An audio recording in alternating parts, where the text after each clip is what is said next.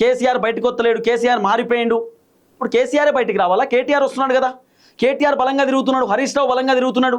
సమయం సందర్భం ఉన్నప్పుడు, టైం వచ్చినప్పుడు కేసీఆర్ బయటకు వస్తున్నాడు. మొన్న భారీ బహిరంగ సభలో మాట్లాడిండు, అంతకంటే ముందు ఒకసారి ప్రెస్ మీట్ పెట్టిండు, అంతకంటే ముందు 6 నెలల తర్వాత కాంగ్రెస్ గవర్నమెంట్ వచ్చినప్పుడు వరంగల్లో భారీ బహిరంగ సభలో మాట్లాడిండు.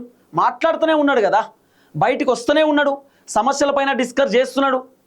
బీఆర్ఎస్ పార్టీ లీడర్లకు ఎప్పటికప్పుడు కేసీఆర్ చెప్తూనే ఉన్నాడు, ఏం చేయాలి, ఎట్లా చేయాలి, ఏం కథ అనేది పిన్ టు పిన్ కేసీఆర్ మాట్లాడుతూనే ఉన్నాడు.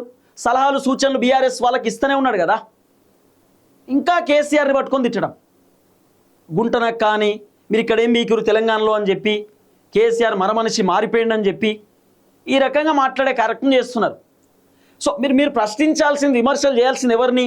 అధికార పార్టీ రేవంత్ రెడ్డిని విమర్శలు చేయాలి, రేవంత్ రెడ్డిని ప్రశ్నించాలి. అధికారంలో ఉన్నది రేవంత్ రెడ్డి కదా. రేవంత్ రెడ్డి 6 గ్యారెంటీలు ఏమైనాయి, 420 హామీలు ఏమైనాయి, రేవంత్ రెడ్డి ప్రభుత్వం ఇన్ని లోపాలు ఎందుకున్నాయి అనేది మీరు ప్రశ్నించాలి.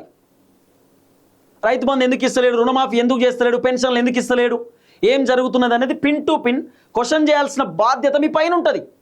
కానీ మీరు ఇంకా కేసీఆర్ని పట్టుకొని తిట్టడం, కేసీఆర్ని విమర్శలు చేయడం.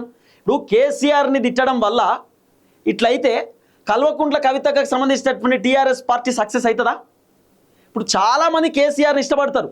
కేసీఆర్ అంటే అందరికి ఇష్టమే, కేసీఆర్ అంటే అందరికీ ప్రేమ, గౌరవం, ఆప్యాయత, అనురాగం అన్నీ. అలాంటి కేసీఆర్ని పట్టుకొని విమర్శలు చేస్తుంటే ఎవరైనా కవిత పార్టీలోకి జాయిన్ అయ్యడం అనేటటువంటి ఒపీనియన్ ఉంటుందా? సో కేటీఆర్ ప్లేస్లో కేటీఆర్ను హరీష్ రావును విమర్శలు చేస్తే ఓకే, తీసుకునే వాళ్ళు తీసుకుంటారు కావచ్చు, కానీ కేసీఆర్ని విమర్శలు చేస్తే చాలామంది తీసుకోలేకపోతారు. స్టిల్ నౌ కల్వకుంట్ల కవితక్క పార్టీలో ఉన్నటువంటి లీడర్లకు, కార్యకర్తలకు కూడా కేసీఆర్ని విమర్శలు చేయడం ఇష్టం లేదు. వాళ్ళు అనుకుంటారు, పాపం పెద్ద ఆయనని పట్టుకొని ఇష్టం ఉన్నట్టు అంటుంది కవితక్క, తప్పు కదా, అట్లా అనొద్దు కదా. కవితక్క ఈరోజు ఇంత ఎదిగిందంటే కారణం కేసీఆరే కదా.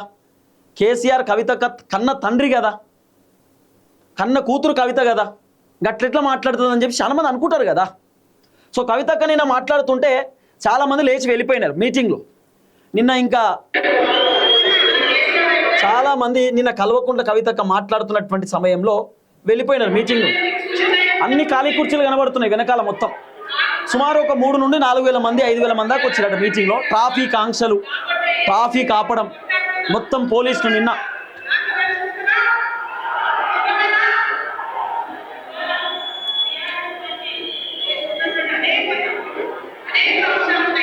కంప్లీట్ ఖాళీ కుర్చీలు కనబడుతున్నాయి.